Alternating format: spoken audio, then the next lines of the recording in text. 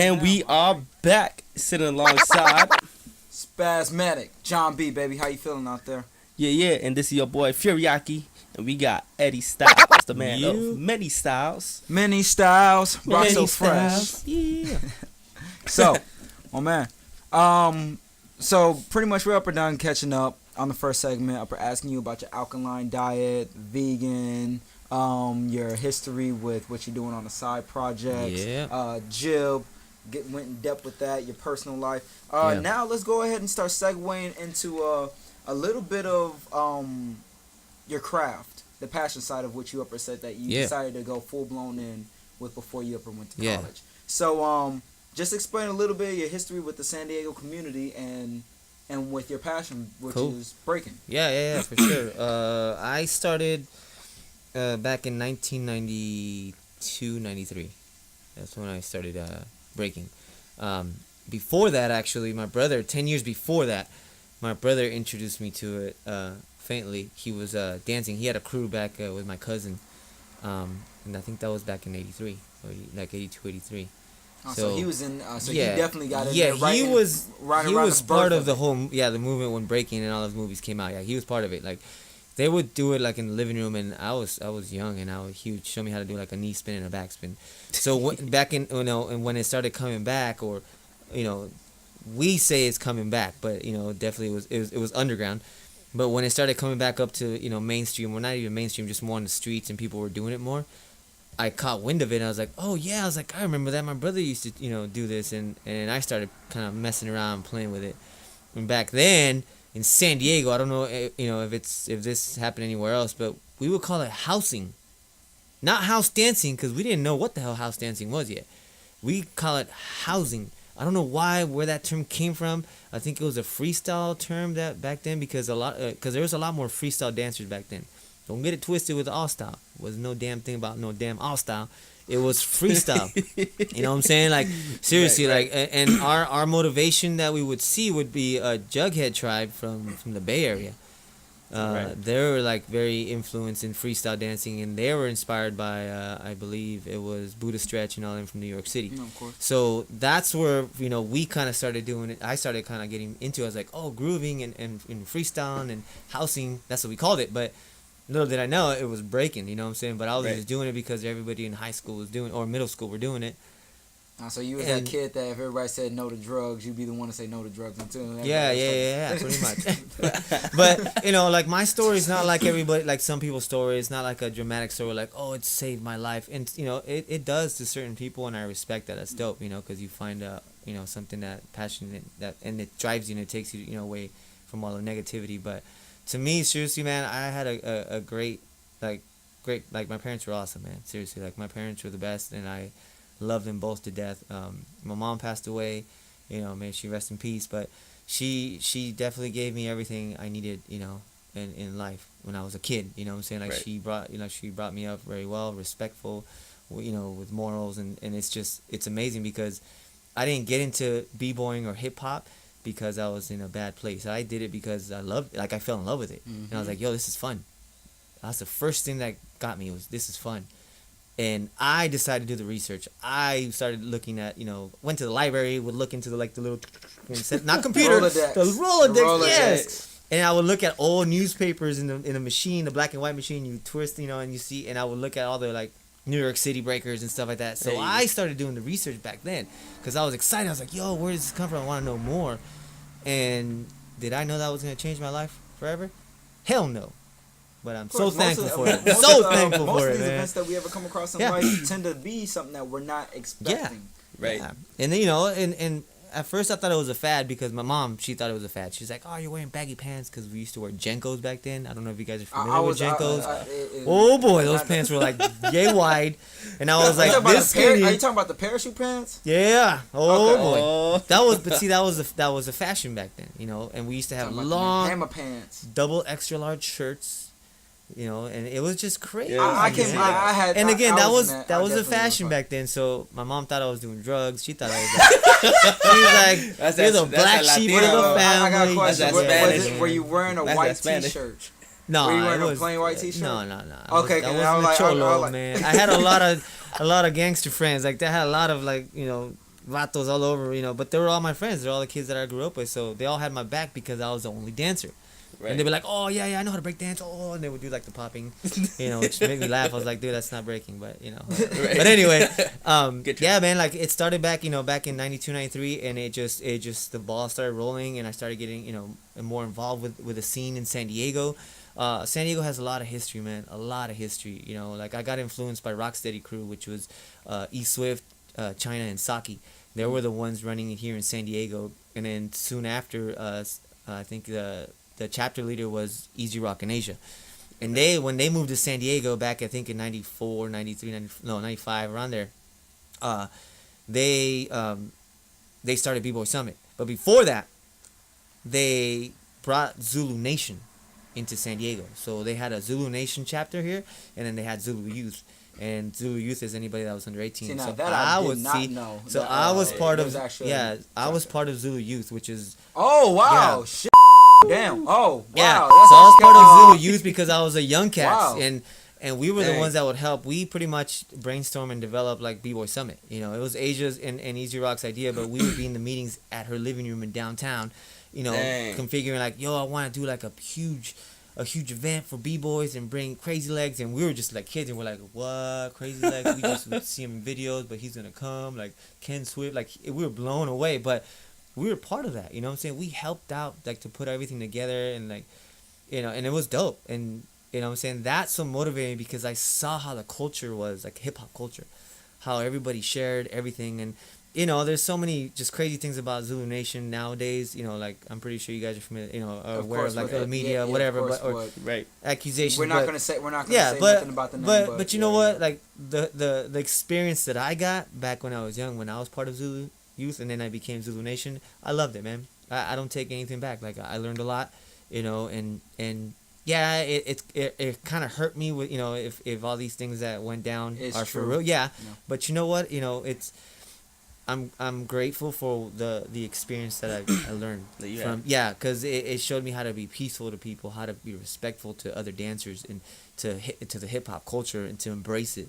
You know what I'm saying? That's when I started learning more about also being vegan, which is weird because Zulus are not supposed to eat pork. Of course, they don't eat swine. You know what I'm saying? Yeah, if you really follow the Zulu, rules, it was like a whole pamphlet. And so anyway, I got really involved in that, and it really started opening up my eyes into the, to hip hop in general, and I embraced every single, element. So from then, I just continued, and then, I built my name. You know what I'm saying? I established my own name here in San Diego. I got down with a crew called G.R.A.C.E crew from down south, Chula Vista, and it was just from there it was on, man. Like I got battles and just going to boys and girls clubs in different areas just to battle people, going to school dances. We'd sneak into school dances and just to battle people and just take them out. That was a shit, Yo, man, that was man. I miss those times, yo. I mean, I never got to experience that because I was in a shelter home. Era, but it was I wasn't in a shelter home, but like. Yeah. I wasn't around enough dancers to actually get down, but we always wanted to do that. We was watching Beat Street. I was watching Star Wars.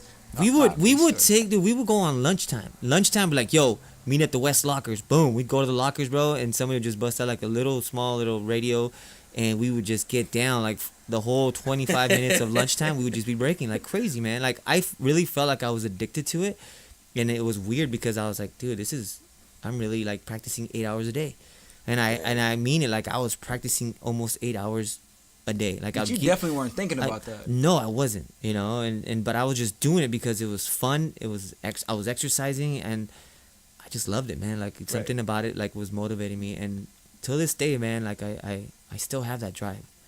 I've had my moments where I get like stuck, or I just life kicks in, and you got to be responsible, which I totally understand, but.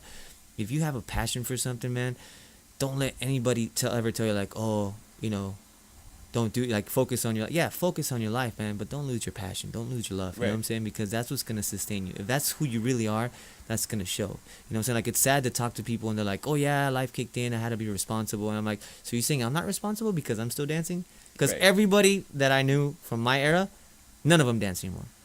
It's crazy because they all look up to me now because like you're the only dancer now, and you've done so much. I'm like, you could have done it too, but everybody has issues, or people go through their, you know, life, and I understand and I respect that, but I feel like, you know, that shouldn't be an excuse like, oh, life kicked in and, you know, I didn't want to dance. It's cool. You didn't have the heart for it. You didn't have the passion for it. You know, it's like, just like any musician, you know, like if you're a musician true at heart, you're going to play that instrument if it's that, or if you're singing. Sing, exactly. Live it, cook it, Yeah. it, So think it 24/7, certain people man. have it, you know, and certain people don't. And it's all good, you know, like you just move on. But I definitely, it shit lives in my blood, man. Like it's seriously like we know. I mean, I don't eat We it. know. You know how some people are like, oh, I eat, sweat, you know, shit and hip hop. No, I'm not. You know, it's not that crazy. But seriously, like if I can't dance, man, it would definitely put a dent in my soul. Cause music, dance, bro, like that's me.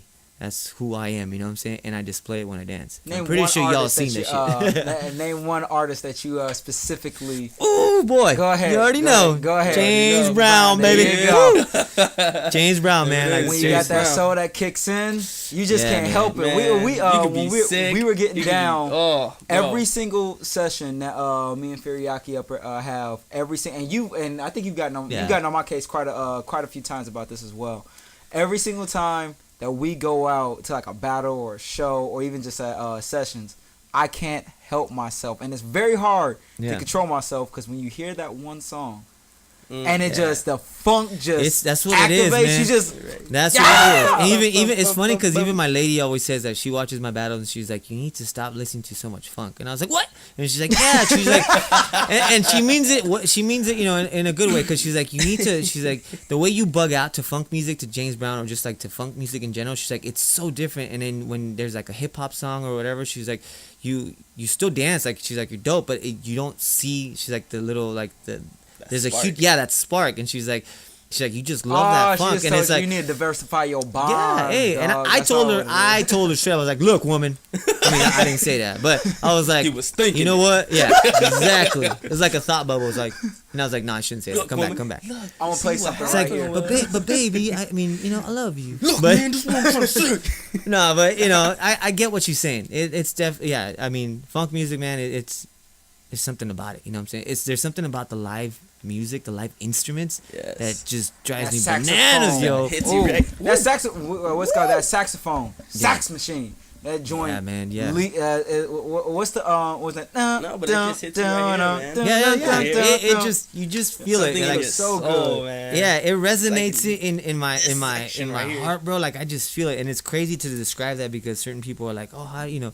I was like, dude, it's something that you know, you know. Exactly. Yeah. If you One know, of those things. you don't have Yeah. to explain it, and you Nah. can see it when it actually activates in somebody. Like I love it when I see you get down. I love seeing Furiaki get down. Anybody that up there gets down, like James Brown, any kind of funk Or music. those Latin Yeah. You breaks. can yeah. just see it in their body. It's just like they're gone. Yeah. It's almost like a spiritual being is just taking over. Spirit of the music. And it Yeah, just man. moves, and I'm like, Yeah, That's- I mean, there's other music that motivates me and inspires me a lot, but I feel like also as a dancer or as a b-boy, you gotta venture out of hip hop and breaks. You know what I'm saying? Like Right. I listen to a lot of jazz music, I listen to a lot of like slow R&B music. You know what I'm saying? Like I try to diversify myself. I also listen to house music because sometimes you change the pace of like the way you listen to music or you dance to music, and if you listen to other yeah, of stuff, course. it helps you build.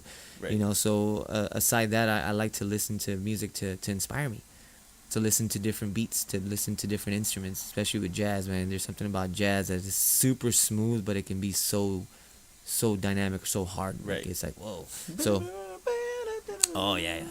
But I'm not talking about breaks, though. I'm talking about like just like Oh, no, like of course. jazz, like Just yeah, pure jazz, man. It's like almost, John Coltrane, like damn, like he can just kill it, bro. Like They make it's very well. I found it sometimes difficult to actually separate between jazz and bebop because it gets because jazz can get so close to like bebop. yeah, and it gets that raw pacing and just like yeah, man. extremely high. But back to the question. I'm sorry, we kind of get No, carried man. away. But Never. yeah, man. I mean, No, it's dude. it's since then, like since '93 or '92, '93, I started dancing and I kept going, man. Like I the only 2 times that I took a break was because I had surgery.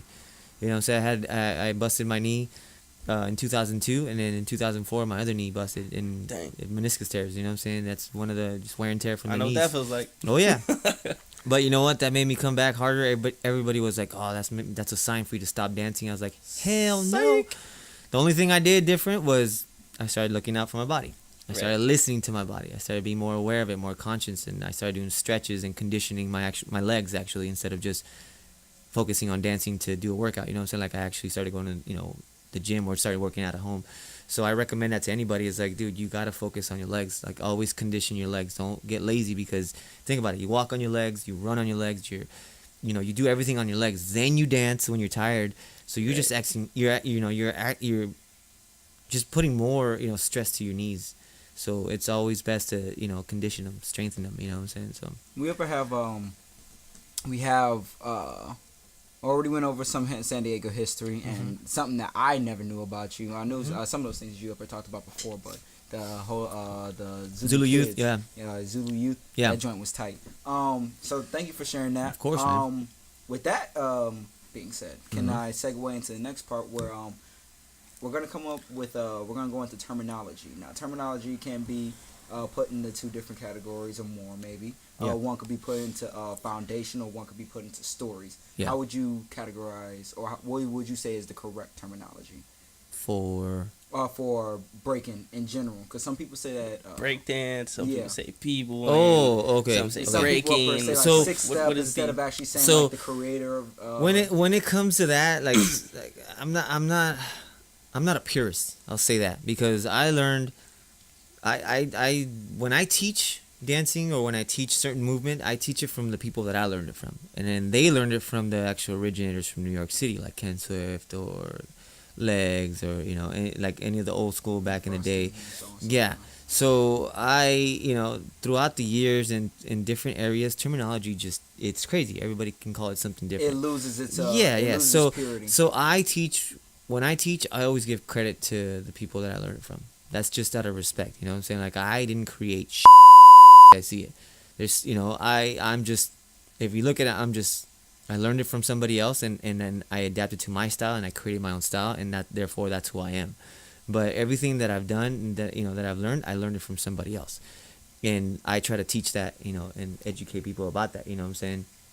So with your question, I would say, for instance, the word breaking, I would refer to breaking as, if I'm talking to a general audience. When I'm talking to hip-hop heads or people that understand, I would say b-boying. Because, again, you know, the proper term for it, we all know, is b-boying, right. You know, but some people don't know what that is. They get like, basketball boy, a boogie boy, you know, or, you know, what no, you know, seriously. I'm laughing because I don't. Because we don't see it that way. You don't see it that way because you guys live it. You guys are showcast. part of it. Yeah. So people, listeners out there, you know, sometimes they're like, b-boy, b-girl, what the hell is that? So, you know, I use the word breaking, you know. And that, you know, and again, because people relate to it, like, oh, I know what that is. But then I educate them, like, well, the proper term now is b-boying or b-girling. But, you know, breakdance is still around. Breakdancing is still, that's a word, that's a word that's never gonna go away. You know, right. I used to break dance, and you know, it's as much as you want to correct it. Yeah, as much as you want to correct it, man. Like, people are always gonna say that word, and it's like, okay, whatever. But, you know, there's something that we do come across nowadays that. There is a difference between a b-boy and a breakdancer. Breakdancer is somebody that just goes out there and bullshits and just throws moves and has no soul, is not listening to music, just throws himself out there and does whatever. That's a breakdancer. Seriously, that, to me, that's a effing breakdancer. When it comes to being a b-boy, come on, b-boy, you're listening to music. You have rhythm. You have that, you know, that approach to dance, you know what I'm saying, to get down to if it's your character, if it's your style, you're displaying it. If you look at a breakdancer, they don't have that. They're just doing movement. You can take the music off, and they're still doing the same damn thing. You put the music on, they're doing the same damn thing. That's a breakdancer. Don't be a breakdancer. Done. Podcast over. Be a breakdancer. It's over. We're done. We're done. That's it. I'm happy. Yeah. Done. I'm out of here. Mic drop. But yeah, for real though, like, I mean, everybody has to start somewhere. So, you know, I'm not clowning on people. Like, you know, I was there too. That, you know, I didn't know what I was doing. But again, educate yourself. You know what I'm saying? You know, there's so much technology nowadays that you can do research and find out the proper way of doing this dance. You know, it's a dance first and foremost, so you know you have to practice grooves. You have to practice how to have rhythm and style and all that stuff that comes into it. And yeah, I know Legs has said one time too, is like, dude, you can't just wake up the next one day and be like, I'm gonna have style the next day. There's no such thing. You know what I'm saying? Either Yeah, you have it or craft you it. don't, or there's ways to practice to develop that, because again, some people don't have rhythm. Right. Some people are gifted and they have it. Some people don't have it. They have two left feet. But I always say, you can teach them. Right. I've seen people that have started and they've been horrible, and 5-10 years later they're amazing. You're like, whoa. So again, there's exercises nowadays that you can work on, and techniques that can help you enhance those style and character and whatnot. But it's not easy, man. It's not something you can just have it overnight. It takes a lot of determination, a lot of practice, and Right. yeah. Dang, man. Where do you see the so with that being said, where do you see the culture actually going? Where's it going? At least in, like, It's making a culture huge and, left. like, I'm just kidding. No. It's It's the SD area. SD area, man. I'm super proud and happy about San Diego scene, man. Seriously, because it's always been, we always complain about that we're on our own little bubble. You know what I'm saying? Because yeah, us dancers, b-boys in general, and even freestyle dancers, because I've talked to Tony Ray about this. Like, we tend to stay here because we're comfortable and we stay in San Diego. So the scene in San Diego is nice. It's growing, and I've noticed that within the years. It grows, and it has a lot of potential, but a lot of people don't travel. Because, of course, who the hell wants to leave San Diego? That's how I see it. I was like, I didn't want to leave. I was like, I'm chilling here. I love it here. People can come to us. but on the real note, though, like, San Diego, I'm proud of San Diego, man. It's been holding on. The key thing about San Diego is that people recognize the style of San Diego. If you go to LA, if you go to New York, if you go to Chicago, if you go to Miami, and you have the San Diego style, if you develop the style that we've pretty much, and I'm going to say this straight up, Rock So Fresh has rooted that. We are the root of style, character, and freshness in San Diego. You know what I'm saying? And I have people that can vouch for that. You know what I'm saying? Like, we've established that here in San Diego, and I'm not saying everybody has to dance like us, but everybody out there that dances and knows Rock So Fresh has taken something from us. And again, we're not gonna be mad at that. We want that. You know what I'm saying? We put us. That's all part of being Yeah, hip-hop. I feel like Rock So Fresh, in a new generation, not new generation, but like the last generation. I think San Diego at first was what's it called? Rhythm Bugs. Rhythm Bugs were the first ones to really like put b-boying on the map, like internet, like just abroad. And before that, there was a lot more of the crews that were underground, like Delivery Boys and stuff. But I feel like Rhythm Bugs were the first ones from San Diego to represent. Then came Rock So Fresh and what's it called? Beat Freak. I mean, not Beat Freaks. I'm sorry. Freakazoid. Freak Show. Yeah, I'm sorry. My bad. Freak Show. My bad. But us two were the ones. Two different styles, but both came from San Diego. Yeah, Wisconsin like north and south. Yes, and seriously, I remember that. I remember that. See, we were the ones that put San Diego on the, like, people recognize us because of who we did. Like, seriously, man, Rock So Fresh was only 4 deep when we first started, and we got known, like, we got recognized everywhere without trying, because what we did is we just went to the ciphers and killed it at every jam. We weren't trying to battle. We weren't trying to make a name. We were just killing the ciphers, killing them, and people started recognizing us. You know what I'm saying? And that's all we did. And then, after that came, or I think at the kind of like 2 years into it, or right before that, was Aeronetic and what's it called, the Calamities. So there's crews that keep coming up and inspiring each other. But San Diego has a certain style that we uphold, and anywhere you go in the world now, they recognize that. There's people that come to us like, yo, you got that San Diego flavor. That is what we wanted to do. You know what I'm saying? San Diego's recognized for his own style. We don't look like LA. We don't look like Miami. Miami has its own style too. New York has its own style. So it is dope to know that we've developed, like, all of us, not just Rock So Fresh. I'm saying all the crews in general, and even the people coming up now, like the new generation, we have something developed. San Diego has a certain style, and people recognize that, and that's what's dope. I feel like we've done our job. You know what I'm saying? Like, we're doing our job, and we're kicking ass, and and I'm super proud of San Diego. Seriously, like, all the b-boys out there, man, much love. Like, everybody out there, if it's off style, freestyle, whatever you want to call yourself, Ain't no jazz off-style. dancer, choreo dancer. Nah, I don't know about choreo dancer, but I'm just kidding. But everybody out there, man, seriously, like, much love, to really push the culture out there and keep San Diego on the map, because seriously, man, we're gifted here. We have a lot of talent, a lot of dope people come out of San Diego, and people sleep on us, you know what I'm saying, because we're like the chill city, but we got some heavy hitters here, man. Some heavy hitters. Yeah. And we'll get into that later. So that concludes part 2 right now. So we're going to take another break right now. Let's go. We got to do another break. Yeah, man. Oh man, this fool up there going overtime and everything, dog. We My over bad. there more stuff. My bad. No, man, no. For You sure, good, you for good. So sure, we're gonna for take a break, and then we'll come back to you with part 3 in a little bit. Later, y'all.